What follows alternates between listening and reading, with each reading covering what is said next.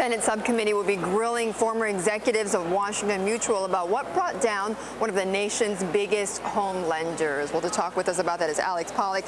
He's a resident fellow at the American Enterprise Institute. He's also the former president and CEO of the Chicago Federal Home Loan Bank. Alex, great to talk with you. I know you've written quite a bit about what happened at Washington Mutual, but also in the housing market, with these home lenders. First off, what do you expect to hear from Washington Mutual executives today, from Killinger and others, that's different from what we heard last week? I think where we are in the normal course of a financial crisis is we get to the political reaction, and then from a political point of view, we're looking for villains and somebody to blame for the mistakes that were made. But my view is that mistakes are more important than intentional wrongdoing.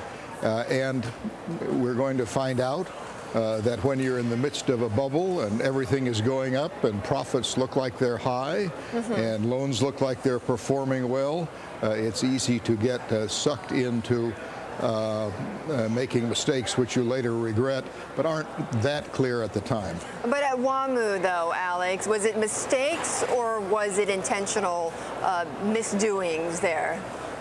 Well, I think, as the great banking writer Walter Bagehot said, error is far more formidable than fraud. As you look back on it now, the mistakes are pretty clear. Washington Mutual, in particular, bought up most of the big California savings and loans.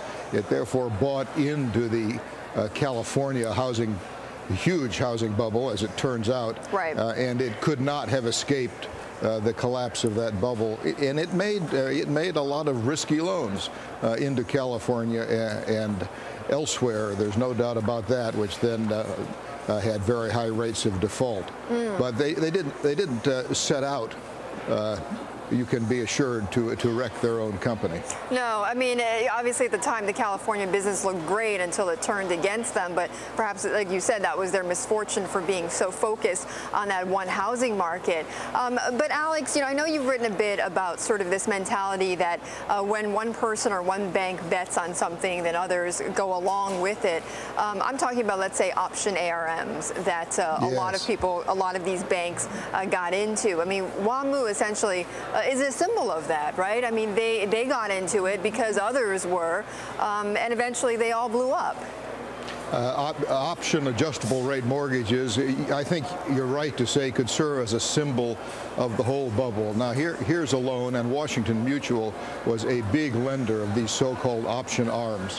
What that means is that the borrower buys a property, and on their mortgage they don't even pay the interest on the loan, let alone any principal. They only pay part of the interest. The other part of the interest is added on to the loan, so your loan gets bigger and bigger. And the bank, by the way, that part of the interest you didn't pay, it's still booking it as income. And the whole thing is, in fact, a speculation on rising house prices. House prices rose for a long time. Right. But as we know, house prices can also go down a lot, and much more than people thought possible. Right. Okay. All right, Alex, we're going to have to leave it there, but certainly option arms are something to watch, with the possibility of interest rates going up later. Alex Pollock of the American Enterprise Institute.